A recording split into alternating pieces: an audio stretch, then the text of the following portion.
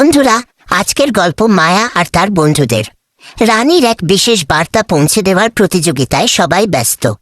লারা যে তার নেশায় অন্যদের পথে বাধা তৈরি করল, কিন্তু ভাগ্যের পরিহাসে সে নিজেই বিপদে পড়ল। মায়া কিন্তু তাকে ফেলে চলে যায়নি, বরং প্রতিযোগিতার কথা ভুলে সবাই মিলে লারাকে উদ্ধার করল। আর অবাক করা বিষয় হলো, তাড়াহুড়ো না করে ধীরে সুস্থে চলেই কিন্তু শামুক ভাই শেষ পর্যন্ত সফল হল। সততায় জয়, শর্টকাট বা অন্যকে ঠকিয়ে জেতার চেয়ে সততার সাথে চেষ্টা করা বেশি মূল্যবান। মূল্যের চেয়েও বিপদে বন্ধুর পাশে দাঁড়ানো বড় মহত্ব। মায়া লারাকে বাঁচিয়ে প্রমাণ করেছে যে মানবতা বা পতঙ্গ মানবতা সবকিছুর উপরে। ধৈর্য ও স্থিরতা। ইংরেজিতে একটি প্রবাদ আছে, slow and steady wins the race. শামুক শেলবি তা-ই প্রমাণ করল। অতিরিক্ত তাড়াহুড়ো অনেক সময় কাজ নষ্ট করে দেয়।